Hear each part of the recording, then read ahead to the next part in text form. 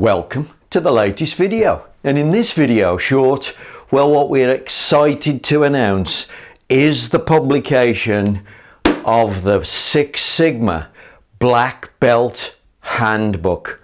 400 pages of golden advice on how to become a world-class black belt and earn double your normal engineer salary, because that's what being a world-class problem solver is all about. This is a how-to book. It's not a statistics book. So you are going to become a brilliant engineer. If you buy this book, you are going to become a brilliant black belt. Go to lulu.com and look for the Six Sigma Black Belt Handbook by Paul Allen right now. Welcome to the latest video, and in this lean lesson what we're going to talk about is a lean lesson around Chinese supply chains.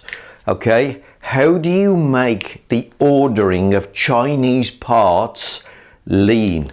Okay, now by the way, the first thing to say, Chinese supply chains are the most unlean thing you could ever do.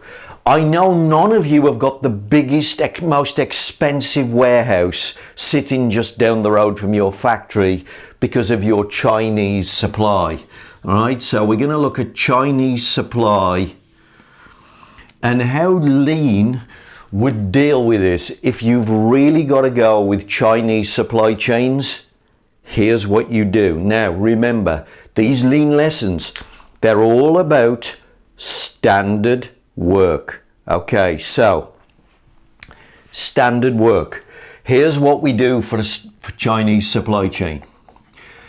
As with other things, what do?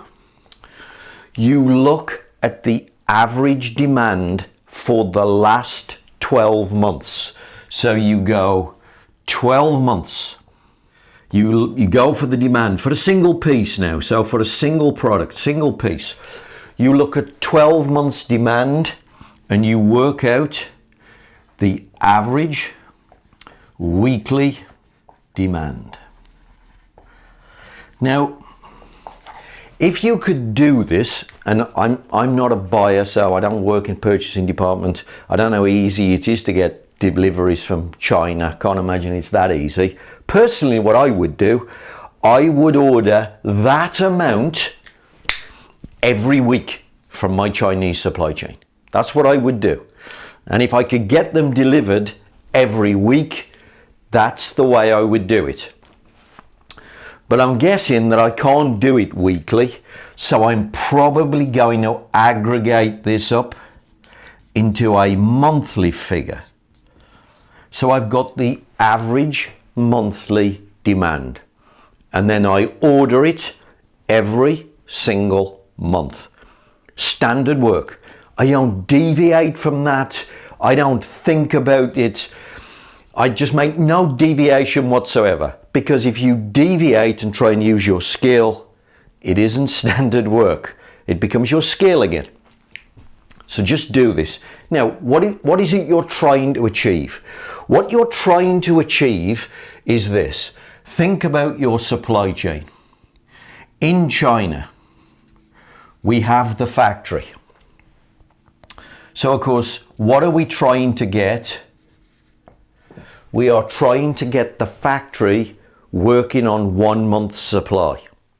Then what the factory will do is move that material to the dock.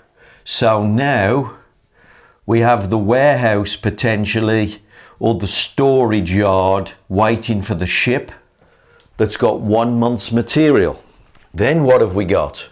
Well, then we've got the ships sitting on the sea coming towards us with 1 month's material. Now probably there's plenty of those, so there's probably 4 or 5 ships. Some are sitting at the dock in China, some will be sitting at the dock in the UK, 2 or 3 ships will be on the water coming towards us. Okay, then of course what will we have? Well, then we might have some material sitting on the dock in the UK 1 month. And finally, of course, you've got your factory, and maybe you've got 1 month sitting in your site right here. So the supply chain is full of raw material. There is your warehouse.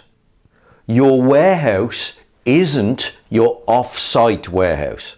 Your warehouse is your supply chain. So if you're waiting for material, you know that if unexpectedly you get an order and you wanted to make something as soon as possible, well, the least you've got to wait is 1 month, because there's a lorry coming towards you. There's a delivery arriving with 1 month's worth of material. And of course, sometimes you want to air freight this thing, you know, so sometimes, you know, you want to get the helicopter here. You want to get the helicopter because you want to get this and you want to get it over here. You're probably not going to use a helicopter to come across from China. You're going to use a plane. But if you wanted to air freight this, there is a month's worth of material here. There is a month's worth of material there. You have the stock to do emergency support if you need it. If you don't need it that quickly, by luck, you'll probably be only 2 weeks away from a delivery by chance anyway. But what you don't have to do is to go, the lead time is 5 months. Therefore, I will have a warehouse with 5 months worth of raw material. Now, what you need to do is standard work. Force the supply chain to fill with stock.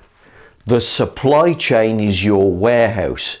And if the supply chain is beating at the speed of the consumption, the likelihood is this end at your site, sometimes you'll have a little bit too much. Sometimes that stock will go down. But the stock here, of course, isn't necessarily to support the customer.